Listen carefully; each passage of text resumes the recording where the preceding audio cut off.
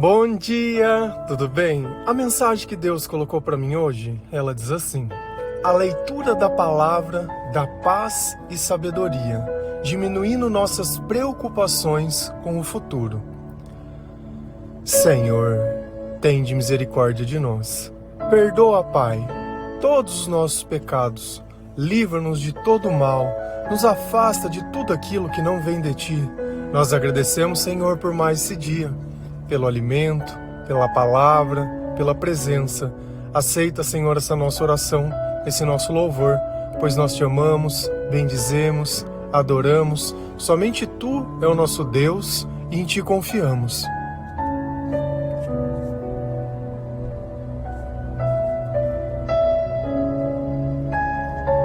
Se existe uma coisa que pode mudar a nossa vida, é a palavra de Deus. De todas as coisas que nós podemos gastar tempo nessa vida, o único tempo gasto que pode gerar algo que o dinheiro não pode comprar é a palavra de Deus. Porque quando nós abrimos a Bíblia, nós atraímos a presença do Espírito Santo para perto de nós. A nossa fé, ela começa a aumentar e nós aprendemos a reconhecer as palavras de Jesus Cristo. Então a Bíblia, ela serve de alimento para a nossa alma. Ela nos ensina a orar. Ela nos ensina o que é o certo e o que é o errado e a razão de todos os sentimentos que nós sentimos. É ela quem tranquiliza o nosso coração. E quando nós vivemos longe da palavra de Deus, nós vivemos procurando culpados, nós vivemos procurando motivos, tentando sentir algo através das coisas do mundo, porque dentro de nós não existe presença nenhuma. Apenas o mal influenciando os nossos pensamentos e através daquilo que nós pensamos, os nossos sentimentos. Então nós nos comportamos de uma forma a qual nós sentimos vergonha. Quando nós analisamos a nossa vida, depois de ler a palavra de Deus, a gente olha o passado e vê quanto tempo perdido. Quantas coisas desnecessárias nós fizemos, quantas noites em claro, quantas lágrimas e quanto sofrimento, e quanto nós desperdiçamos coisas que o Senhor tinha nos dado. Então nós estamos fadados ao fracasso e nós vamos perder e destruir todas as coisas que nós temos. E nós ficaremos ainda preocupados. Então eu ocupo o meu presente pensando no futuro, porque eu sei que ao ritmo que a minha vida tem seguido não vai sobrar nada. E é justamente por isso que nós começamos a avaliar. Ao invés de gastar menos, nós pensamos em ganhar mais. Ao invés de cortar a causa das coisas, nós queremos permitir que as causas não se tornem algo relevante. E não é assim que as coisas elas funcionam. A solução precisa atacar o começo do problema. E se nós não conseguimos entender o começo, nós mal entenderemos o fim. E nesse emaranhado de coisas, é muito mais fácil colocar a culpa nos outros. O Evangelho é um processo de autorreflexão. Nós aprendemos a olhar todas as coisas que existem na nossa vida e entender que a ausência de Deus nos faz tomar decisões que elas não são sábias. Porque a sabedoria é você decidir da forma que Deus decidiria. E será que eu precisava saber o futuro? Será que iria mudar alguma coisa na minha vida? Será que saber o dia da minha morte, tudo que eu vou passar e as coisas que vão acontecer, permitiria que hoje eu dormiria tranquilo? Será que nós suportaríamos a verdade? Tem coisas que já aconteceram faz tempo, mas a partir do instante que nós descobrimos, parece que aquilo começa a machucar o nosso coração. Então nós não suportamos a verdade, porque a verdade, longe de Deus, envolve nós negarmos a nós mesmos, sabendo que sempre vai acontecer o que é da vontade de Deus. Então será que nós estamos prontos para saber o futuro? Será que eu me preocupar hoje com isso vai mudar o que tiver que acontecer? Será que se eu sentir medo de alguma coisa vai mudar o que tem que acontecer? Ou o importante hoje é eu estar na presença do Senhor e cada vez mais adquirir mais sabedoria? E diferente de Salomão, estando na presença e com o temor do Senhor. Se a gente vai lá em Eclesiastes 8, versículo 1, 6 a 8, a palavra do Senhor, ela diz assim: somente os sábios conseguem explicar as coisas. A sabedoria de uma pessoa brilha no seu rosto e a torna simpática, mesmo que ela seja feia. Existe um tempo certo e um modo certo de fazer cada coisa. Mas o nosso grande problema é que não sabemos o que vai acontecer amanhã. E não há ninguém que possa nos contar. Ninguém pode dominar o vento, nem segurá-lo. Assim também, ninguém pode evitar a morte, nem deixá-la para outro dia. Nós temos de enfrentar essa batalha e não há jeito de escapar. Então, quem está conversando conosco aqui? Salomão, um homem que teve toda a sabedoria do mundo, porém não tinha o controle necessário. E o controle vem através do Espírito Santo. Então hoje nós temos algo que Salomão não tinha, que é o Espírito Consolador, que é o Espírito da verdade, que é o Espírito que Jesus nos enviou para que nós pudéssemos encontrá-lo. E eu sempre repito isso porque isso é uma coisa que nós não podemos esquecer, que é Ele quem vai nos guiar a Deus e que Deus é o amor. Essa é a verdade que tem que ser a base das nossas vidas. Deus é o amor e nós amamos porque Ele nos amou primeiro. Somente os sábios conseguem explicar as coisas. Somente as pessoas que estão com o Espírito Santo conseguem ver a vida da forma correta, porque elas conseguem enxergar a batalha espiritual. Coisa que muitas vezes nós descartamos e desprezamos por não conhecer a palavra. Não é contra a carne ou contra a sangue que nós temos que lutar, mas contra os espíritos que estão espalhados pelos ares. Isso é a palavra de Deus. Está lá em Efésios. Então, se é contra espírito que nós estamos lutando, os espíritos eles estão dominando as pessoas. E aqueles que não têm Jesus já estão dominadas pelo diabo. E o que nós podemos esperar dessas pessoas? Bondade, amor, fidelidade, a verdade? Nós devemos esperar dessas pessoas o que somente a presença de Jesus pode dar? É claro que não. Então dessas pessoas nós não podemos esperar nada, e a sabedoria nos ensina a entender isso. E às vezes você está chateado, magoado com alguém, achando que a pessoa não tinha o direito de fazer aquilo. Ela só consegue fazer o que o pai dela manda. Quem é o seu pai? O meu pai é o Senhor Jesus Cristo. E o pai teu, quem é? Quem é o seu pai espiritual? Você fala a verdade? Você coloca Jesus como prioridade? Você busca o reino de Deus? Você se sente salvo? Você sente que os seus pecados eles foram perdoados? Enquanto você tiver dúvida nisso, o diabo ainda tem parte, tem brecha na tua vida. E conforme nós vamos lendo a palavra, nós vamos adquirindo sabedoria e nós vamos entendendo cada coisa dessa. A sabedoria de uma pessoa brilha no seu rosto e a torna simpática, mesmo sendo feia. Chega a ser curioso, né? Olha aonde Deus ele foi parar. E é engraçado esse tipo de coisa, porque antes de me converter, a beleza ela era uma coisa material. Então você olhava as pessoas, ignorava as palavras, o conteúdo e qualquer outro tipo de coisa, você via um corpo. Nossa, que cabelo bonito, que olho bonito, que boca bonita, que corpo bonito, que coisa bonito. E é só, era como se fosse um corpo mudo. Só que, como que a gente vê a sabedoria brilhando no rosto dessa pessoa? É através da palavra, é através do comportamento. É aquela conversa que traz algo para perto. E o que é esse algo? É Jesus Cristo. É aquela conversa que você fala, poxa, era o que eu estava precisando ouvir, era o que eu estava precisando fazer. Então a pessoa ela se torna bonita pelas palavras que tem. E nesse meio tempo ela vai aprender a cuidar de si mesmo. Nós ouvimos falar sobre a mulher tola e a mulher sábia. Qual é a diferença delas? É o comportamento, é a palavra, é a presença de Deus na vida dessas pessoas.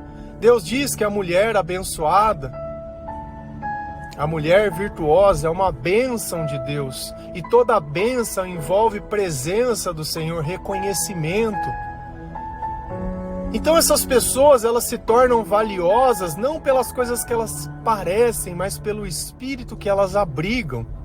E quando nós nos convertemos, o que vale pra gente é o espírito, não é mais o corpo. Então você às vezes começa a conversar com uma pessoa que ela parece maravilhosa, mas quando você ouve as palavras dela, você não consegue ficar, ela fala, minha Nossa Senhora, o que eu estou fazendo aqui?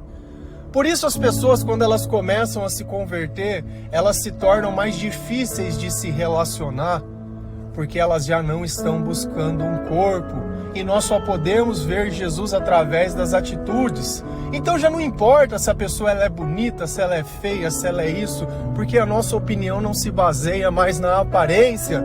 Quem disse pra gente que Deus não olha a aparência, mas o coração? Já falamos em devocionais passados sobre isso. Então nós evoluímos e crescemos enquanto pessoas. Existe um tempo certo e um modo certo de fazer cada coisa. Não é no seu tempo, não é do seu jeito, não é com a sua solução, não é do jeito que você pensa, é do jeito que Deus quer e existe existência. Então dentro de um futuro, dentro de um plano que Deus fez, existe um tempo que cada coisa ela vai ser executada. Se você tem sabedoria, você entende esse tempo. Se você não tem sabedoria, você sente ansiedade, porque você espera que aquilo aconteça, mas você não está entendendo o que está acontecendo. Vamos imaginar que uma pessoa está assistindo uma partida de futebol, mas ela não conhece as regras. Como que ela vai saber a hora de acabar? Como que ela vai saber se a bola sai do lado para? Ou quando vai? Não, ela vai ficar ali o tempo inteiro. Será que vai acabar agora? Será que não vai? Teve o apito da metade do tempo. Será que agora acabou? Opa, voltou de novo e será que agora acaba? Então, se a gente não entende as regras, não tem como a gente saber do todo. Então a gente fica dando palpites, a gente fica achando as coisas. Só que independente do que eu acho, vai acontecer o que tiver que acontecer. Mas o nosso grande problema é que não sabemos o que vai acontecer amanhã e não há ninguém que possa contar. Sim, tem uma taróloga. A taróloga ela me conta. Se eu for consultar os espíritos dos mortos, ele vai me contar. Me fizeram uma revelação dentro da igreja. A revelação vale. Opa, vale sim. O que a palavra está falando? A gente tem que falar assim, uma coisa é expectativa, a outra é realidade. Uma coisa é você ser torcedor, a outra é você acreditar na palavra. Você prefere acreditar nos homens ou em Deus? Quantas revelações deram certo? Não, mas é que pode estar alinhado com a vontade de Deus, mas se fosse algo concreto, todas as vezes daria certo. A palavra, por que ela é a verdade? Porque ela não rejeita nenhuma pessoa. Toda pessoa que busca e começa a ler a palavra de Deus, a fé aumenta e ela sente o Espírito Santo. Então isso é um fato, isso é uma verdade. Diferente de uma profecia, que Deus dizia, olha, quer examinar se o profeta é de verdade? Vê se o que ele diz acontece. Até um relógio parado acerta a hora. Tem que acertar sempre. Então, o nosso problema é que nós não sabemos o que vai acontecer. Isso para mim não é um problema. Porque se eu tenho sabedoria, eu confio em Deus. Eu sei que vai acontecer o que tiver que acontecer. E qual é o propósito da minha vida aqui? Obedecer. E para mim obedecer, eu não preciso saber o quê. O nosso papel é servir. E servir a quem? A Deus, não aos nossos próprios interesses. E ninguém vai poder contar o futuro para você. Ninguém pode dominar o vento nem segurá-lo. Então, por mais que nós tenhamos vontade de fazer certas coisas, nós não podemos. Por mais que eu possa sentir o vento, eu não posso segurá-lo. Eu não posso dizer vá para lá ou venha para cá. Eu não posso. Eu posso tentar? Posso morrer tentando. Mas que disso se aproveita? Assim também, ninguém pode evitar a morte nem deixá-la para outro dia. E isso aprende a colocar dentro do teu coração. Ah, mas o carro bateu, se ele tivesse esperado 1 minuto não teria morrido. Se tivesse tomado a picadinha, não teria morrido. Se o médico tivesse dado o tratamento correto, não teria morrido. Se tivesse feito isso, não teria morrido. E se tivesse acontecido aquilo, não teria morrido. Meu amor, eu sei que dói. Eu sei que dá saudade. Eu sei que você quer colocar a culpa em alguém. Eu sei que você não tem sabedoria e não consegue entender o que está acontecendo. Então eu vou deixar Deus falar para você. Assim também ninguém pode evitar a morte, nem deixá-la para outro dia. Você sabe por que você está sofrendo? Por que aquela pessoa morreu? Porque você não amou ela da forma que deveria. Você não fez o que sentiu que devia. Você não aproveitou o tempo que era o necessário. E a culpa está pesando dentro de você por causa disso. Só que não há nada que você poderia ter feito diferente para tirar. Por isso ame as pessoas enquanto elas estão aqui. Enquanto você está chorando por alguém que foi, tem alguém que está vivo que você está perdendo. E depois começa a se acumular mortes. Morreu um, não aproveitou, morreu outro, não aproveitou, morreu outro e não aproveitou, e vai acumulando. Então, ao invés de olhando para os mortos, olha para os vivos, porque Deus não é Deus dos mortos, Deus é Deus dos vivos. Nós não precisamos celebrar os mortos. Esses, se eles morreram crendo em Jesus Cristo, eles vão ressuscitar com Jesus Cristo. E é por isso que nós temos que ajudar as pessoas a ressuscitarem com Jesus Cristo. É por isso que nós temos que aprender a aproveitar a vida enquanto nós podemos. E não há nada que ninguém possa fazer de diferente. O dia que tiver que ir, vai. E não importa, você pode colocar a culpa em quem você quiser, mas na palavra está dizendo exatamente o contrário, já está determinado. Nós temos de enfrentar essa batalha e não há jeito de escapar. Nós vamos ter que passar por isso e não tem como escapar. O único jeito de nós enfrentarmos isso é crendo na eternidade. Quando eu não acreditava em Deus, a coisa mais difícil que eu tinha era consolar uma pessoa, porque na minha percepção antiga, morreu, acabou. Então, carpe diem, vamos aproveitar a vida, vamos ficar muito doido, vamos fazer tudo que tem vontade, porque daqui não vai ter nada, vamos aguentar esse sofrimento, destruindo o nosso corpo, destruindo a nossa sanidade, a nossa humanidade, destruindo as pessoas, matando os nossos pais para a nossa diversão. Para que honrar pai e mãe? Para que trazer paz? E agora já foi, já não tem mais tempo. Ainda que você se sacrificasse hoje, a tua vida ela não vale nada. O que mudou o rosto daquela pessoa feia? Foi a sabedoria. E o que mudou a cabeça daquela pessoa? A palavra de Deus. Enquanto Deus ele não entra na nossa vida, o nosso comportamento ele não muda. Se a gente vai lá em Tiago 4, versículo 13 a 15, a palavra do Senhor ela diz assim: agora escutem, vocês que dizem, hoje ou amanhã iremos a tal cidade e ali ficaremos um ano fazendo negócios e ganhando muito dinheiro. Vocês não sabem como será a sua vida amanhã, pois vocês são como uma neblina passageira que aparece por algum tempo e logo depois desaparece. O que vocês deveriam dizer é isso: se Deus quiser, estaremos vivos e faremos isto ou aquilo. Então Tiago, o irmão do nosso Senhor Jesus Cristo, ele está nos ensinando sobre o amanhã, que conecta diretamente com outra passagem da gente não se preocupar. Então, se no amanhã Deus estiver conosco, isso é tudo que importa, isso é tudo que nós devemos saber. Quanto mais eu me preocupo, mais demonstra que eu não tenho confiança, que eu não tenho esperança, que eu não tenho perseverança. E esse ansa no fim é continuidade, a minha herança. Então é algo que vai passando de geração em geração, espera, esperança. Então é algo que Deus transfere dele para nós.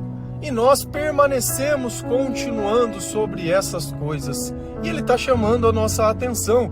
Agora escutem, vocês que dizem. Então essa mensagem ela está direcionada a pessoas que têm mania de ficar fazendo o quê?